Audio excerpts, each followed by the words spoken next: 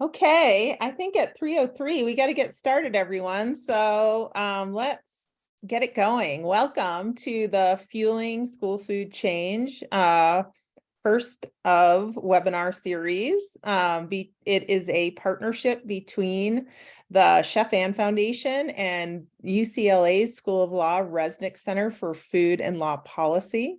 My name is Mara Fleischman, and I'm going to just, going back here. I am the CEO of the Chef Ann Foundation. The Chef Ann Foundation is a national nonprofit that helps support school districts in moving from processed heat and serve to cook from scratch. And we were founded in 2009 and work in all states. And we are really excited about this webinar today because there has been a recent movement to push forward in the states to provide universal free meals in schools for all children. And this webinar is really going to dig into how some of these states have passed this legislation or are in the process of passing this legislation, and providing some guidance for those states that are either thinking about it or nonprofit working groups that are trying to move it forward in their state. So I am partnered up here with Diana, who is the Deputy Director for UCLA Resnick Center for Food Law and Policy, and I'd like to let her introduce herself and what her organization does.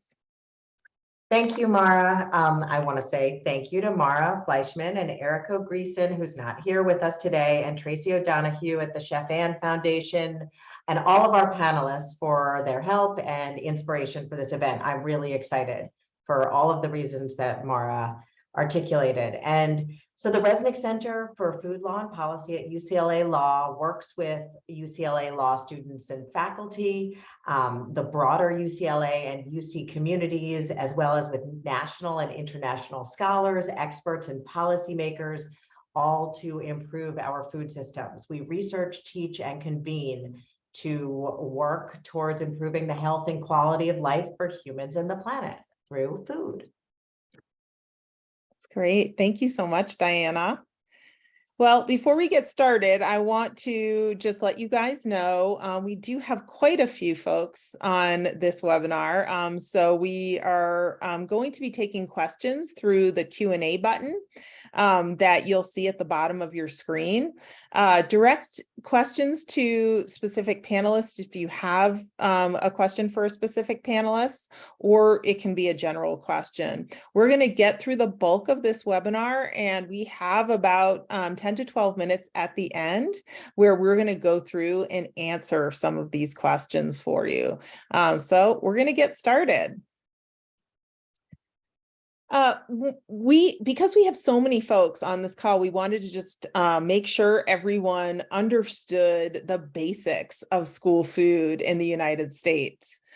So the school lunch program, the National School Lunch Program, is a federally supported and funded program. It is governed under the Child Nutrition Reauthorization, currently called the Healthy Hunger Free Kids Act. And the last time this legislation was authorized was in 2010, and we are still working under the primary governance of that legislation.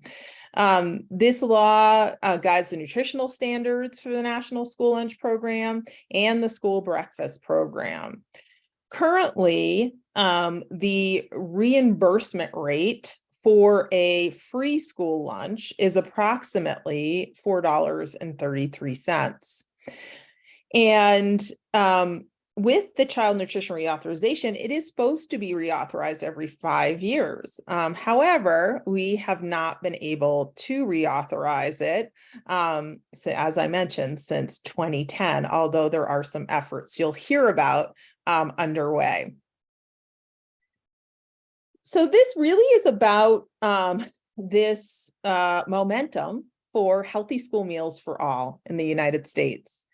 And I think we're seeing a renewed excitement and push for healthy school meals for all. And so that people understand this, the children who come from families who are qualify for free or reduced lunch get those lunch reimbursements from the federal government. There is a slight reimbursement for families who do not qualify for that, but it is low, and they're called in the industry paid students. However, during the pandemic years, the last couple of years, the federal government has waived the price of school meals. So all kids have eaten for free. And one of the things that we have seen is that there was a huge increase in participation in the school lunch and school breakfast program once the meals were free. So one of the things we'll be talking about here is in July, California and Maine became the first states to provide free school meals for all kids in their states. And they are supplementing the federal reimbursement. And we're going to hear from other states too. As we went into the 2022-2023 school year, which is what we're in right now, lunches and breakfast went back to being back to the original reimbursement rate, or you have to be a paid student. And what we're seeing in some states that do not have a supplemental program to provide healthy school meals for all is we're seeing participation rates decrease from pandemic years. And I think we'll hear a little bit more about that.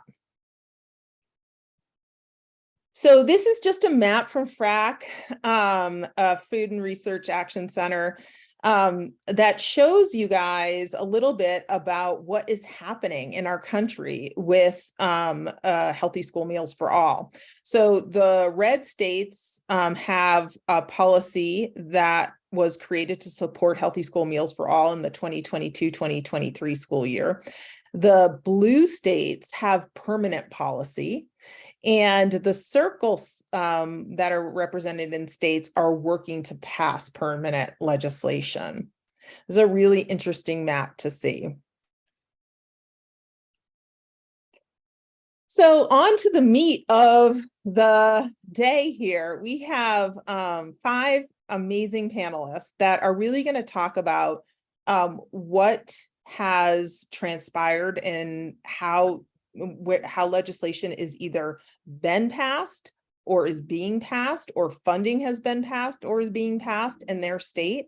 They are going to really talk you through some of the opportunities and barriers. But before we get into that, let's have them introduce themselves and talk a little bit about their organization and how it relates to this policy in their state. So Abby, do you want to introduce yourself?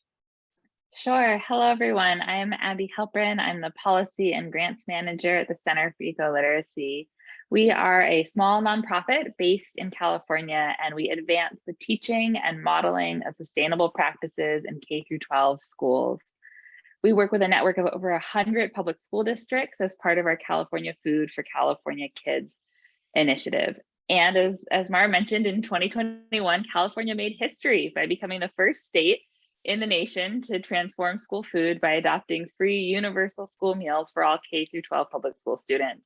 The Center for Eco-Literacy was one of the co-sponsors of the Free School Meals for All Act of 2021, and we worked alongside the California Association of Food Banks, Next Gen California, Tomcat Ranch, and State Superintendent of Public Instruction, Tony Thurmond, to build a coalition of over 200 organizations in support of that landmark legislation. Now it's pretty exciting to see the very first school meals being served because of the state's policy that are free for all students.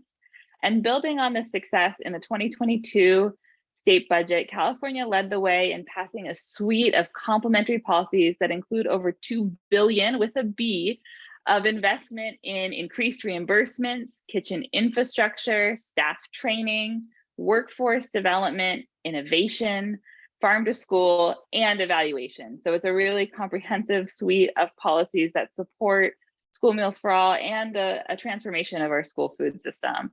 So I'm excited to share more about our journey and process with you all today.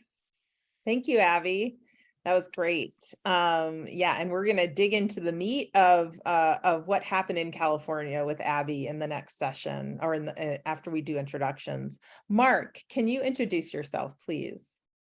Sure, great to be here. My name is Mark Jacobson. I'm the Chief Executive Officer at Hunger Free Colorado. And Hunger Free Colorado is a statewide organization that works to connect people to food resources to meet existing needs and drives policy systems and social change to end hunger.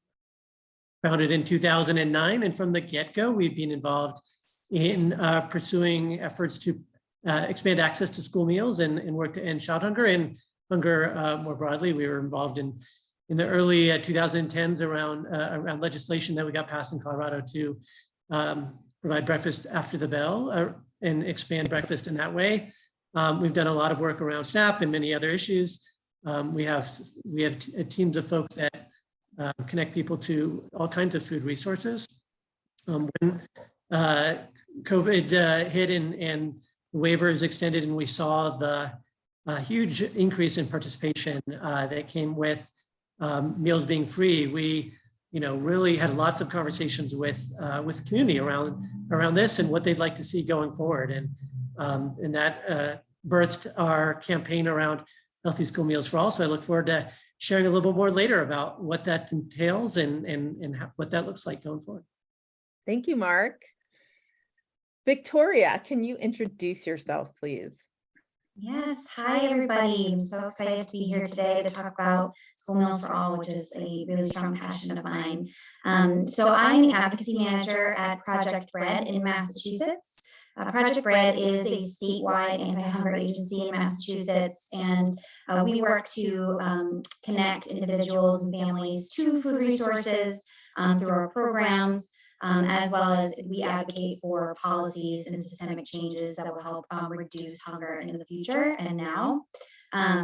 We're really committed at Project Bread to solving the root causes of food insecurity, and we have a special focus on the federal nutrition programs. So we particularly specialize in connecting and expanding access to SNAP, Supplemental Nutrition Assistance Program, as well as school breakfast and school lunch. And so as part of our policy work, we lead the Feed Kids Solve Hunger Coalition, Feed Kids Coalition for short, and that's a coalition of about over 115 organizations and companies and community groups that have all come together to support permanent free school meal legislation in Massachusetts. So I'm excited to talk a little bit more today about our journey. So far, we've only passed an extension for the current school year, but we are advocating for permanency. Thank you so much, Victoria. Teddy, can you introduce yourself, please? Sure, thank you. Hello, everybody. Teddy Wozizak. I'm the Universal School Meals Campaign Manager at Hunger Free Vermont, so I have the best job ever in that I just get to talk about this program all the time.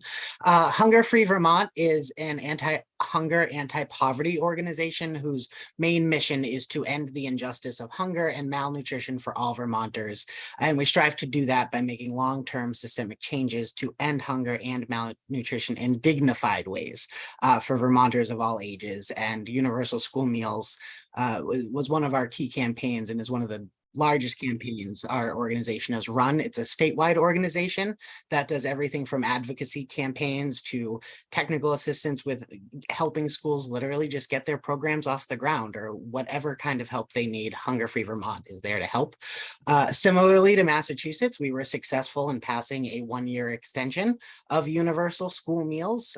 We had this campaign going since 2019, so it actually predated the pandemic, this movement in Vermont, and one of the silver linings of the pandemic was the system was put into place. So we are now advocating to make it permanent, and we are looking forward to a very vigorous legislative session starting back up in January.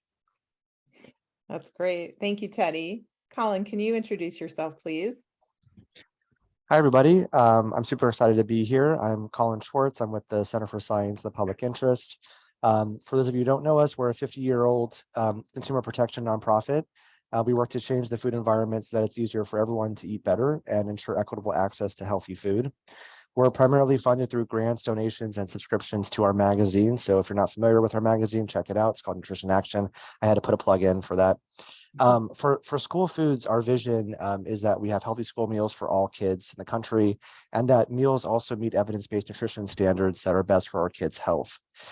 So for school foods, we formed the nation's largest nutrition advocacy coalition called NANA that successfully got full calorie soda and most of the funding junk food out of schools in 2010 and the Healthy Hunger Free Kids Act, and of course made school meals much healthier, laid the groundwork as well for expanding access. We work on access and nutrition. We most recently protected the nutrition standards from being rolled back in a federal court victory that blocked the Trump administration from weakening the standards in 2020. And we also grant to state and local organizations, which is a pretty exciting expansion of our work beginning in 2020. So it's nice to be joined with a grantee and partner here, Mark from Hunger Free Colorado. We're funding campaigns in New York, New Mexico, Kentucky, Nebraska, Ohio, and North Carolina. And we'll have another funding opportunity coming up this time next year. So happy to be here. Thank you so much, Colin. Well, before we get into some of the meatier topics here, I also just wanted to have Tracy introduce herself, because you've probably been getting emails from her, and she's going to be manning the questions that we will ask at the end. Tracy, can you introduce yourself, please? Yes. Hello, everyone. I am Tracy O'Donoghue, and I am the Administrative Associate here at the Chef Ann Foundation. And it's so wonderful to have all of you on today. Great. Okay, so we're going to dig in here, guys. And as I had said, if you have a question, please put it in the Q&A, which is, you can see the Q&A button at the bottom of your screen. If it's for a specific panelist, please note that in your question. If there is no note of a specific panelist, we will ask it as a general question. So we're going to start with Abby. Abby, this is going to be the same question for everyone. I think what we want to know is, what was the pathway to healthy school food meals in California? What were some of the more significant barriers or obstacles that you faced? What were some of the greater opportunities that came out of it? And what, if any, is there any guidance you would pass on to different folks or states that are trying to move this forward? Great, thanks, Mara. That's a pretty meaty question. So I'll start with the first component, which is process. How did this happen in California? And there's a long history of anti-hunger advocacy in the state, excuse me. But for us, our process at Center for Eco-Literacy really began in 2020 with an annual assessment to the school districts in our California Food for California Kids network, when they said that universal meals were their #1 policy priority. So our advocacy is really driven by our school districts and the food service directors in those districts. And we worked with Senator Nancy Skinner, who's an incredible champion and chair of the Senate Budget Committee. And she introduced the 2021 Free School Meals for All Act. The Center for Eco-Literacy, as I mentioned in my introduction, was one of the co-sponsors of this bill, alongside our partners at the California Association of Food Banks, Tomcat Ranch, and Next Gen California. And I think each of those co-sponsors really was able to help recruit different members of that larger coalition. The bill was heard in 2 policy committees, in Senate Education and Senate Human Services, where it received unanimous bipartisan support. Notably, some of the Republican members spoke out about the need they saw in their districts and hunger, which really justified their support for this bill. Senator Skinner then made the very strategic decision to hold the policy bill and move School Meals for All into our budget process. And in 2021, it was passed as part of the state budget with a $650 million allocation for the universal school meals piece. In California, we also have what are called budget trailer bills, and in 2021, AB 130 was the education trailer bill, and that has the authorizing language that requires schools to offer students 2 meals a day. So it wasn't just lunch, it was breakfast and lunch permanently. And it's worth noting here that it would take another act of legislation to undo what was passed in that trailer bill. Now on to barriers. Some of the common issues we encountered were questions around the status of federal policy. There was a moment when the American Families Plan was being considered at the federal level, and our California policymakers were wondering whether school meals for all was still necessary. You know, if it's handled federally, why should the state invest in this? We were able to turn around an analysis in just a few days based on FRAC's excellent CEP database and data from the California Department of Education that show that the American Families Plan would still leave out 42% of California schools. And so that was a really key way to be able to address that concern. A second barrier was around structuring the funding. We had to show that the state would be able to make up the difference between universal school meals and the current federal reimbursements, rather than supplanting the federal funding. In California, this is a really big deal because we have over $2 billion of federal funding for school meals under the prior reimbursement structures. And the state funding is $650 million. And so the state was looking at that $2 billion going, we can't make up that difference if it falls short. So you have to structure the policy so that the state is really only contributing the additional funds needed for universal meals. And the third barrier was, I think, is something that every campaign faces, which is education around who would benefit, the real need for this program, that it's not just for rich kids, right? Those common questions. And we really talked a lot about the federal poverty levels and what that means in a state like California, where the cost of living is so high, about the real life stories we heard on the ground about the single mother who makes $500 over the income threshold and calls the school nutrition director in tears when she learns she can't qualify for the meals she needs to feed her family. So we really communicated around who was falling through the cracks and some of the need that we already have in the state, where 60% of our students already qualify for free and reduced price meals, and the power of that.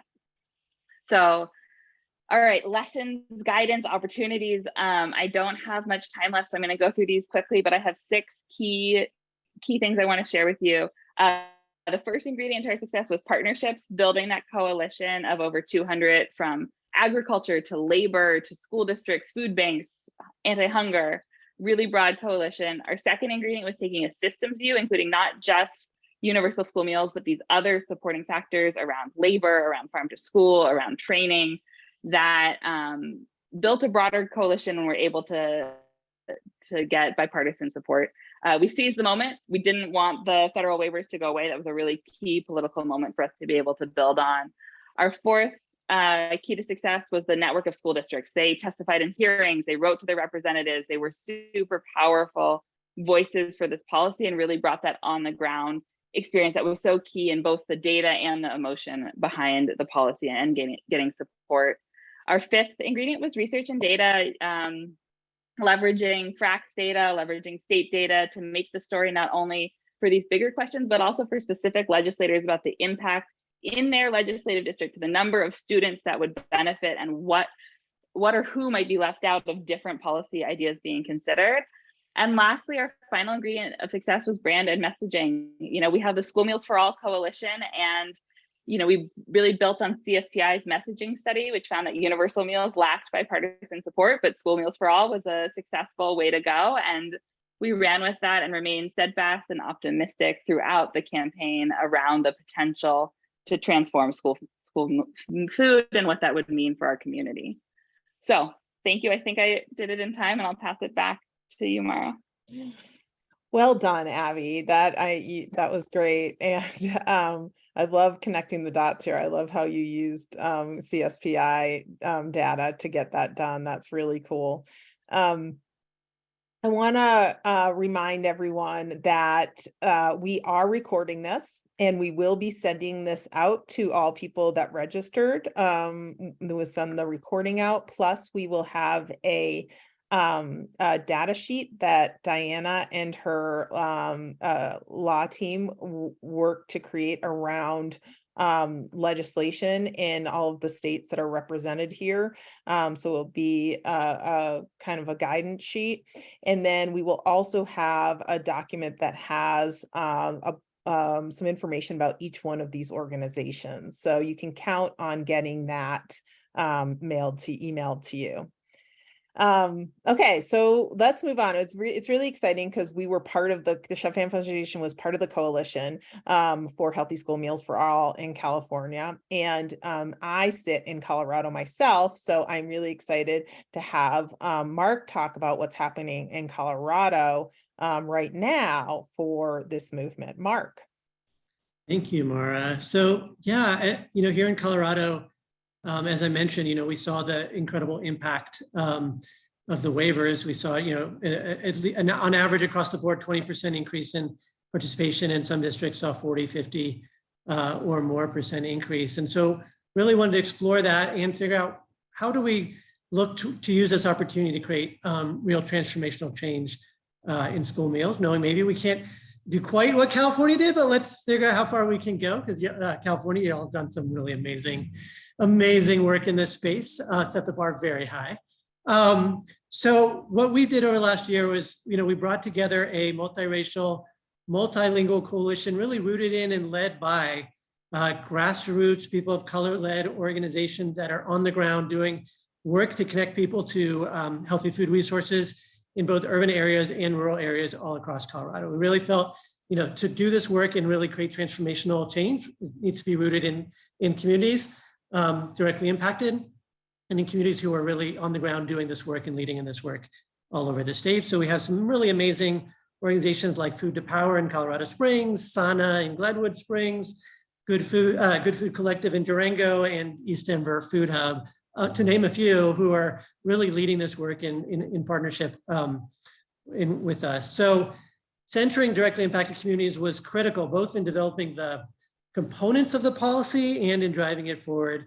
And I'll talk more about that. So just on the policy side, though, in thinking about what we want to do, we really took time to listen to the community, to parents, to students, to partners, school districts and others, to really think about what was needed, to really change the nature of school meals for the better. And so our Healthy School Meals for All effort includes free school meals for all public school students, grants to districts of 25 cents per lunch for local purchasing, grants to districts of 12 cents per lunch to support boosting wages for the staff who prepare and serve meals. We heard loud and clear that we're not going to have a successful food system if the folks who are working are not being paid a living and adequate wage, and that's a huge problem.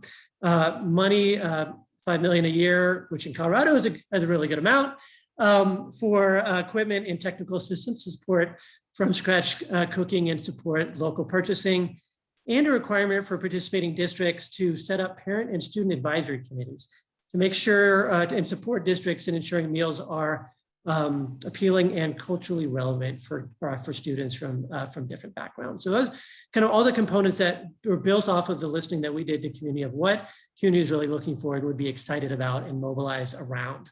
So that was really key.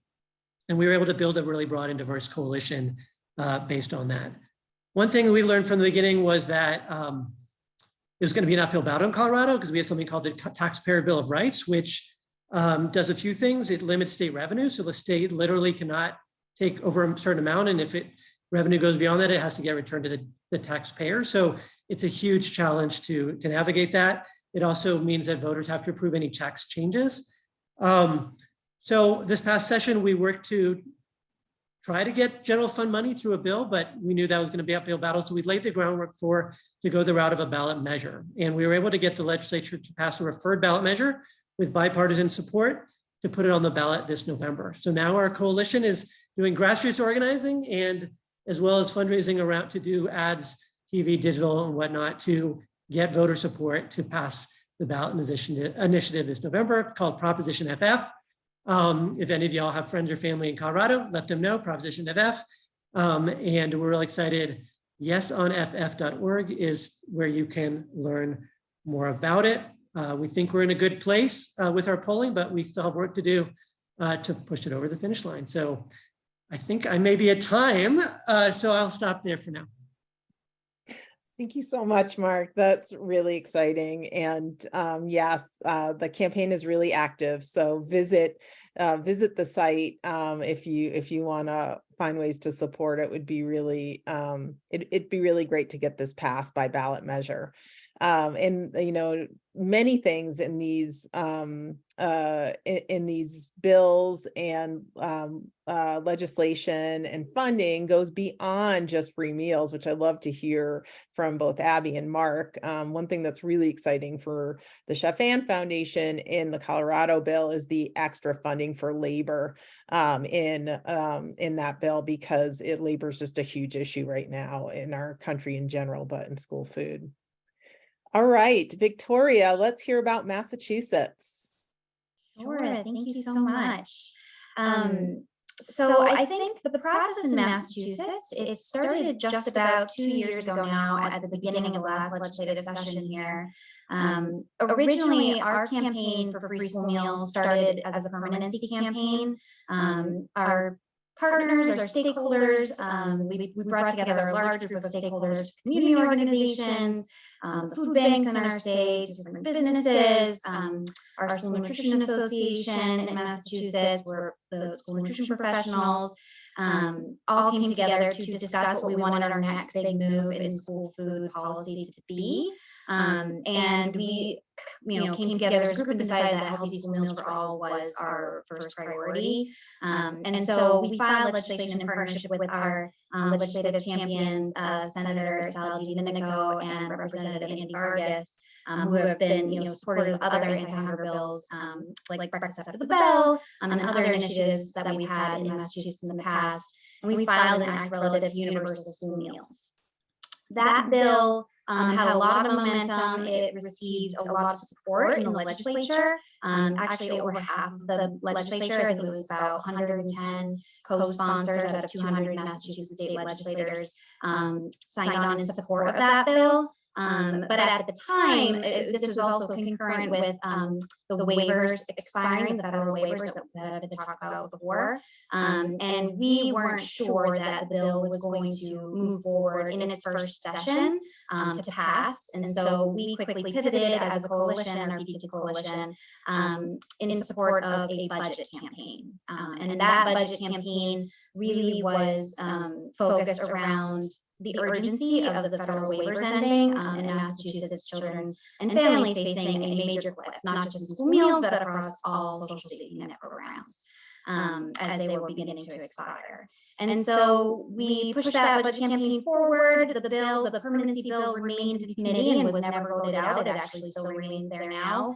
They kept postponing the deadline to report it out.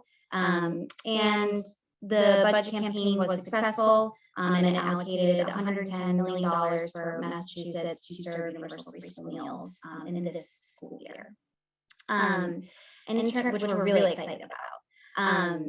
I think in terms of the barriers and the opportunities, one of the big barriers in Massachusetts was a lot of messaging around why do all communities need free school meals? There was a lot of pushback in terms of what are perceived as wealthier communities. And so that took a lot of education and building up of a strong foundation of messaging with the legislature and also our partners to demonstrate that there's hunger in every single community, and that it was a necessary component. And I think that the urgency around COVID really helped push that forward, where we were able to tie it to the end of the expiration of waivers.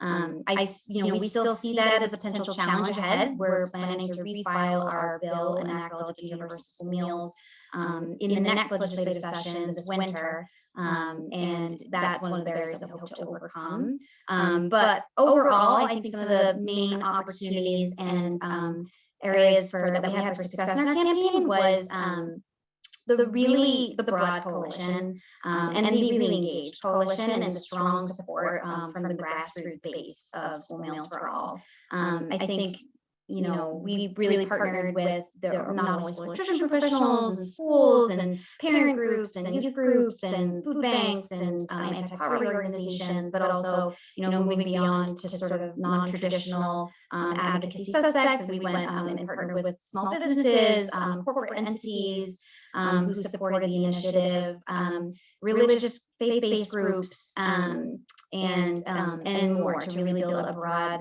coalition of stakeholders. And it was really instrumental in getting it over the finish line, I think. And, just to wrap up, I think, if we had to give any advice to, other states in similar positions that are looking to pass this legislation, I would say really working on the messaging, having tight messaging across all of your stakeholders, working on your branding. We had a strong brand, our Feed Kids Solve Hunger Coalition, with all of the graphics and everything that you want in a brand. Social media presence was strong, and really just like relentless advocacy on that front for and being able to pivot too. If the initial mechanism that you want to push forward isn't working, to be able to quickly pivot to another method. So I know I'm at time, so I will leave it there. Thank you, Victoria. That was great. I really appreciate that insight. And it seems like, one of the big things, and I think Teddy's going to speak to this too, is really about coalition building and all the partnerships that it takes to get this passed. So Teddy, can you tell us about Vermont and what the process has been, what the pathway has been to the legislation, and what some of the barriers are, opportunities, and guidance for other states? Absolutely. Thank you. So Vermont had a long path to Act 151, which became the Universal School Meals Act of 2022. Vermont started, led by Hunger Free Vermont, with first eliminating, I think back in 2011 or 2010, eliminating or having the state cover the reduced category. So you have free, reduced, and paid kids. And Vermont started, I think it was 2012, with having the state cover the reduced cost. And then we moved our attention to full universal school meals with a bill introduced in 2018 or 2019. That was the full universal school meal system that's now in place. And Vermont is an interesting and unique state in a lot of ways. Our state house is very small, and there are a lot of overlapping coalitions and a lot of different personalities in the best possible way that need to be managed. We also have 3 major parties in Vermont. We have our Democrats and Republican friends, but we also have the Progressive Party, which both adds a nice flair of 3 political parties mixing in the state house, but also can make the Democratic majority a bit more conservative in some ways. So what ended up happening was a tripartisan voice vote in both the Senate and the House. We didn't even have to go to a roll call, and our Republican governor ended up signing a 1-year extension of universal school meals paid for from surplus funds out of our state education fund. Our state education fund was fortunate to have a big surplus this past fiscal year due to federal stimulus money, due to increased sales revenue, et cetera. And really one of the biggest challenges was Vermont is a very community-based organization, but we are also a very rural, very bootstrapsy type of state in our immediate thinking. So we also had to overcome, though we don't have a ton of very wealthy communities in Vermont, there was a feeling of, why should we be paying for the wealthy kids in urban areas to be gaining access to foods that are not available in other parts of the state? So the messaging that we really landed on, that we found to be the most effective, was the only choice that was in front of the legislature was whether or not they were going to allow children to be stigmatized and feel hungry in schools. And we said that over and over again, because as we all know, once you get into a legislative session, there are a ton of competing priorities. And framing of priorities can often be, well, are we going to do this very important thing, or are we going to do this other very important thing? Someone's going to win and someone's going to lose, and that's just how it goes. And the way we were successful was by keeping the conversation only about whether or not we were going to allow meals to be taken away from kids. And we also had to deal with the uncertainty over the federal waivers and Build Back Better. Will it get passed? Will it not? Will the waivers get extended if the bill goes down, et cetera? But the way we were able to work through that with the legislature was by keeping that focus on the kids and the meals. Regardless of whether or not the feds acted, the state was going to have to do something to ensure that even if the waivers did remain in place, as we were talking about earlier, that healthy foods are getting into those schools, that the equipment is there. that the folks are being paid enough. So we put together a coalition consisting of students from elementary school all the way through high school, of teachers from the NEA. We have the School Nutrition Association, which represents school nutrition professionals throughout all the state. We would bring all of those folks with us to the State House, with us into the committee rooms, and really just give them the mic, because the folks who are on the ground in the schools seeing this stuff every day are going to be able to explain so much better than us advocates why it's so important that we keep these systems going and why we keep this program. So we have passed a one-year extension. Within that legislation, there was the stated intent of the legislature to figure out how to make the program permanent, how to pay for the program, and that's what we're going to be working with this coming legislative session. And just one little story I'll add is we had a very a lovely woman who was a Republican state representative from our most rural area of the state, the Northeast Kingdom. And she loves universal school meals, she loves kids, but she was nervous about taking this argument back to her constituents. And she said that she called every single school, every single principal, and a whole bunch of her constituents saying, hey, this might cost the state some money, but should I vote for universal school meals? And every single one of them told her yes. And she voted yes, and she cried when she did it because she was so happy that she was able to get there.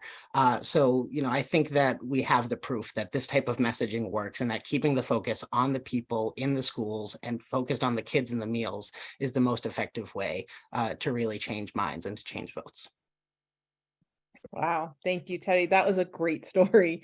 I love hearing, it's great, to understand the policy pathways and the legislation and, bumping it to budget, but it's really great to hear some of the stories, the personal stories that came out of it, especially bipartisan stories, I think, are really interesting to hear.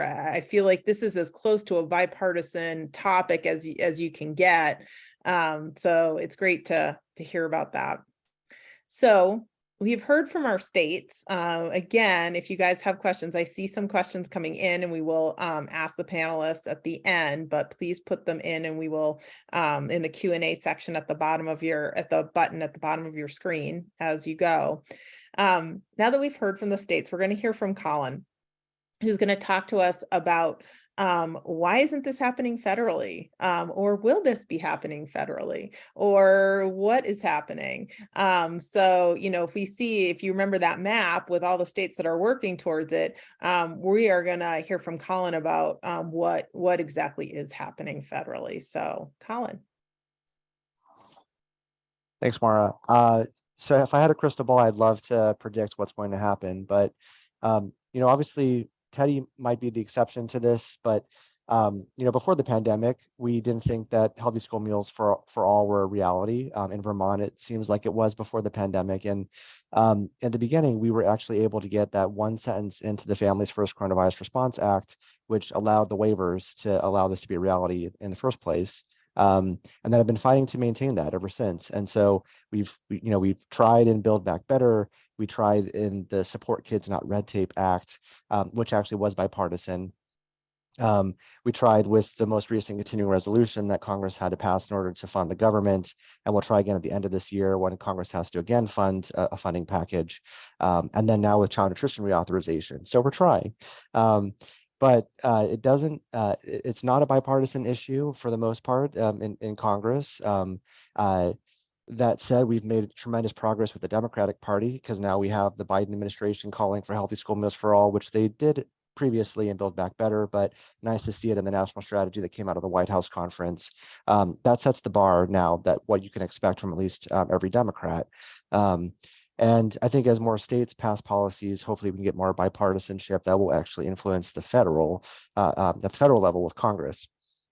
There's still, of course, opportunities here. There's child nutrition reauthorization. If Congress moves a CNR bill, Mara, you mentioned this at the beginning, that they have to pass one every 5 years. They haven't done that since 2010.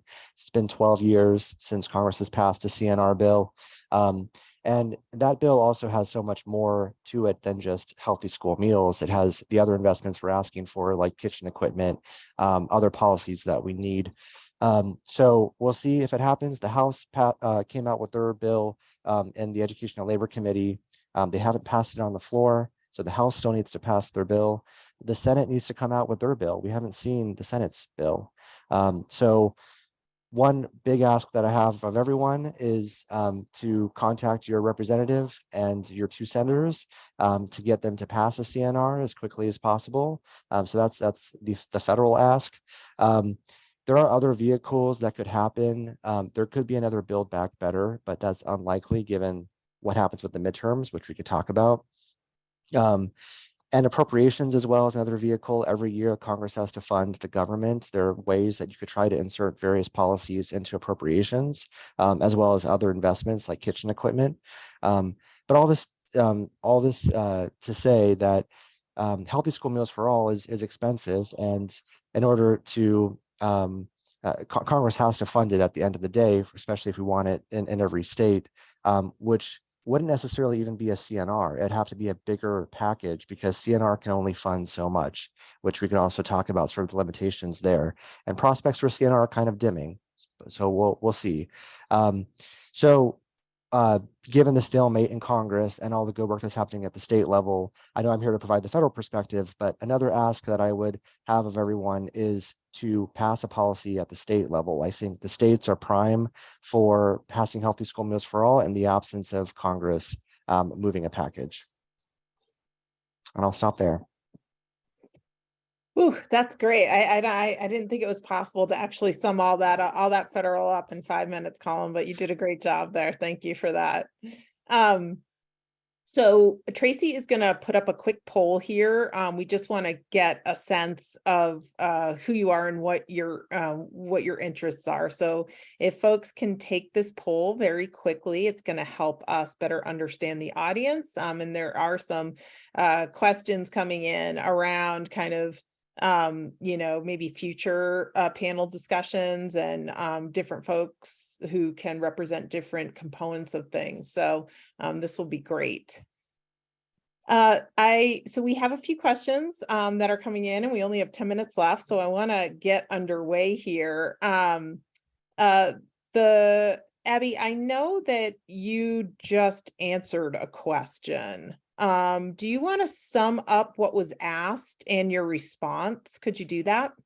Sure. So one of the participants just asked about CEP, which is Community Eligibility Provision. And that is an existing federal provision that I'm sure many of you know, but it allows all meals to be served for free at the school site if the students at that school have an identified student percentage, which is a very technical term, but it means that they're directly certified because they participate in SNAP or CalFresh, or I guess that's the California version, but what was used to be called food stamps or Medi-Cal and other federal needs-based programs, the school can qualify to participate in community eligibility provision or group of schools. And so how this worked and the panelist was asking, okay, if you have a high CEP school, how does the state's universal meal policy work? Does the state then have to pay for all those free meals that would be paid for the government by the feds?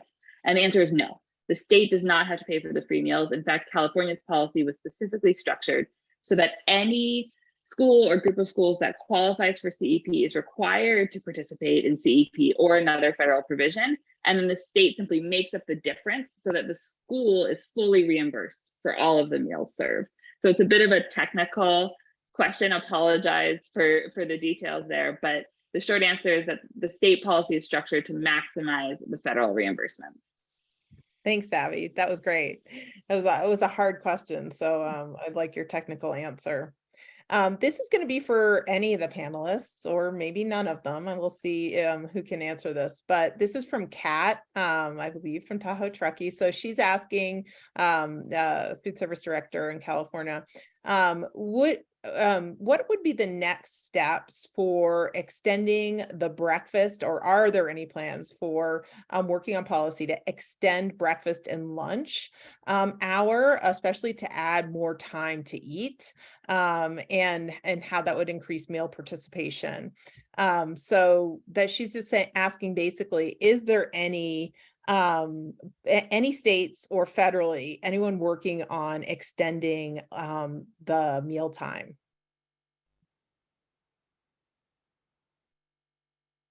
Well, I know that is, do you have something, Abby?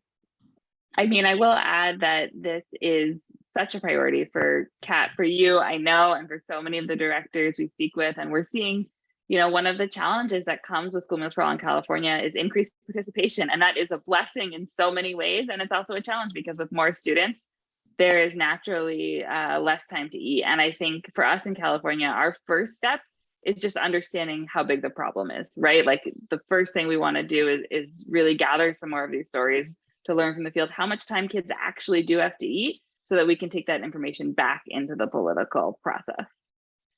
Yeah. I'll just add, here in Colorado, it's also a big issue and a lot of attention around it. I know a lot of the school nutrition directors are really interested in it. Colorado Children's Campaign has done some research around it. And it's definitely like one of the next horizons here, once we pass the ballot measure. Yeah, it's we get parents calling us all the time across the country about this, and we see it firsthand when we're in districts. It's, they talk about plate waste.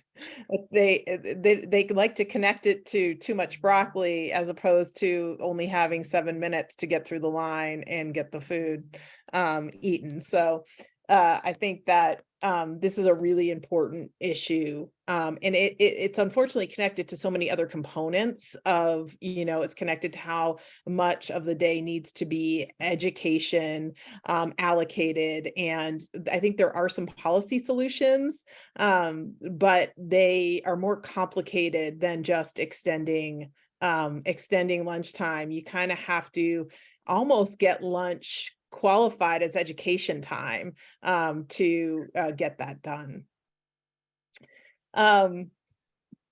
So the next question I think could be for anyone, even though it is directed to Abby, but I think would be interesting for people to know is they're asking how many years of planning, organizing, collecting data, branding, messaging did it take to get this legislation passed? So I'll open that up.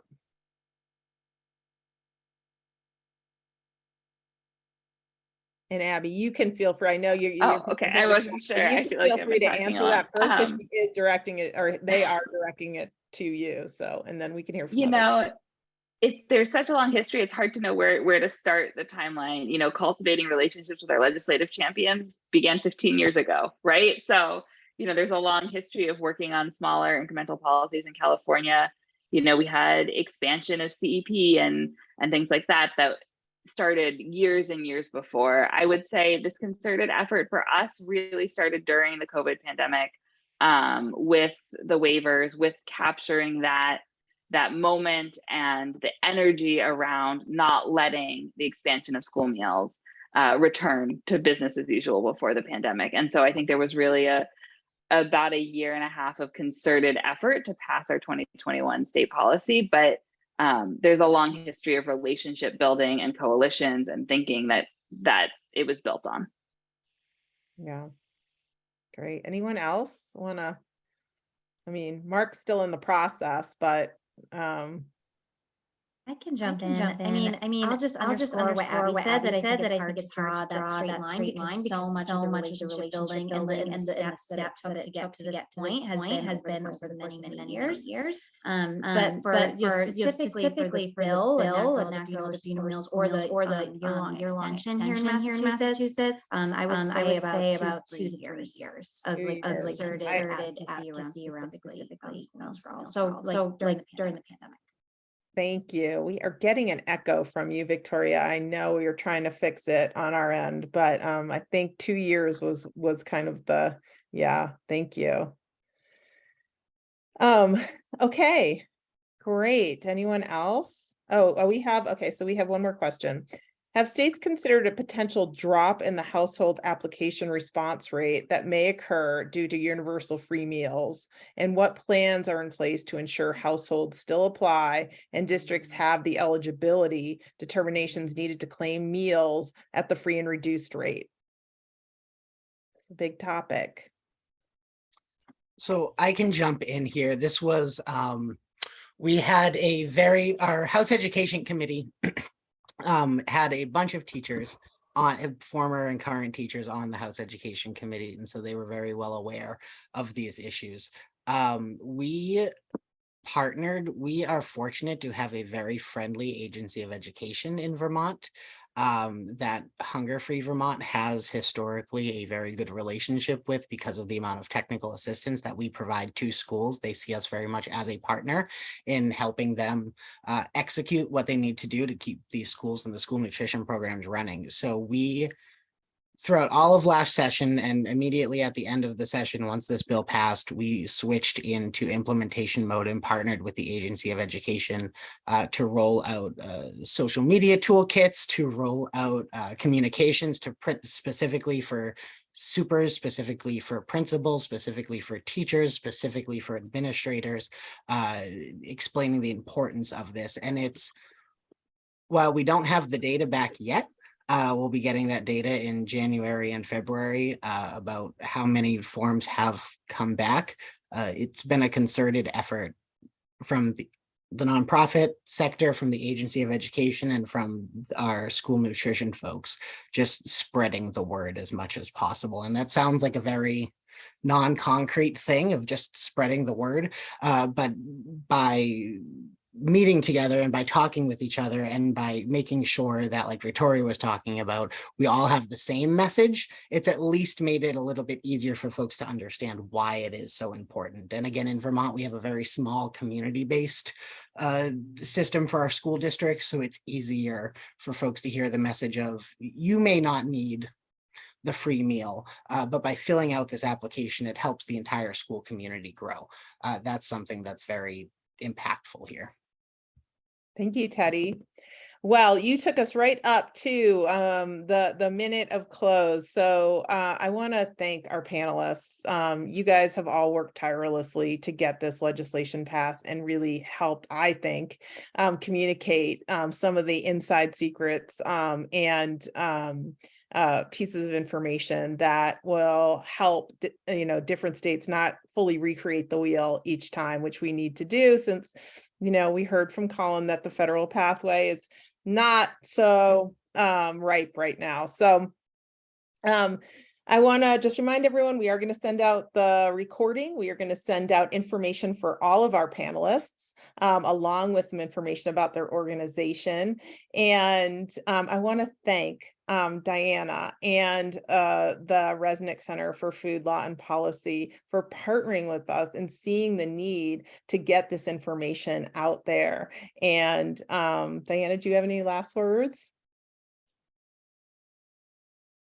I feel similarly. Thank you to Chef Ann Foundation and to all of our panelists. And this was a great conversation, and I look forward to hopefully a follow-up panel. Yes, that's what we hope. All right, everyone. Thank you so much. Thank you.